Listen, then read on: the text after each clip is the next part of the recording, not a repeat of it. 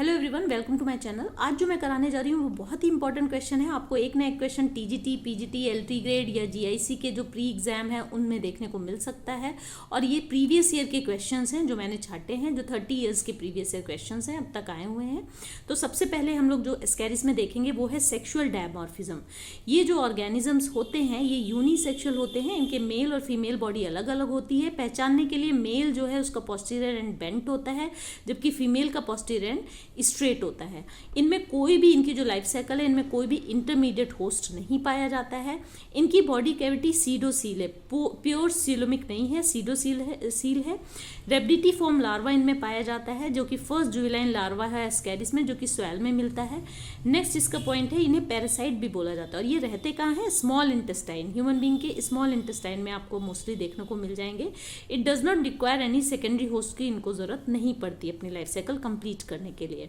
Amoeboid sperms, इनके sperms जो होते हैं वो अमीबॉइड होते हैं। इनका जो एक्सक्रीटरी स्ट्रक्चर है वो एस्कैरिस का कैसा है? एच शेप देखने में लगता है। दो जो हैं जो कैनाल्स हैं लेटरली लॉन्गिट्यूडनल कैनाल्स होती हैं जो कि लेटरल साइड में दोनों एंड में होती हैं इसकी बॉडी में, और एक ट्रांसवर्स कैनाल है। तो एक लेडर शेप स्ट्रक्चर बनाता है जो दूर से देखने में एच शेप्ड का लगता है।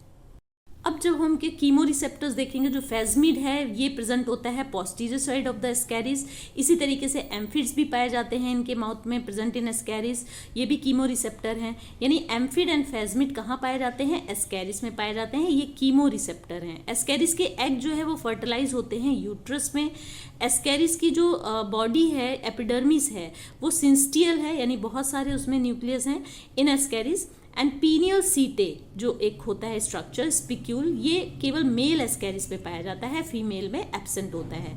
एस्कैरिस का जो लार्वा है वो कभी भी जो है पास थ्रू नहीं होता, स्प्लीन के थ्रू पास नहीं होता है। ठीक है, अभी हम लोग लाइफ साइकिल भी देखेंगे। Power of locomotion in Ascaris बहुत पुअर होती है। एस्कैरिस हैज क्यूटिकल तो होता है इनमें, लेकिन इनमें सर्कुलर मसल्स नहीं होती हैं। जो एस्कैरिस लिम्ब्रिकाइड है वो मोनोआर्किक है, यानी एक स्पर्म इसमें प्रेजेंट होता है, वो भी one side of male Ascaris. और इन्हें डायडेल्फिक भी कहा जाता है क्योंकि एक ओवरी दोनों साइड में फीमेल एस्कैरिस में पाई जाती है, एक एक ओवरी, यानी डायडेल्फिक है फीमेल के केस में, और अगर मेल है तो मोनोआर्किक है।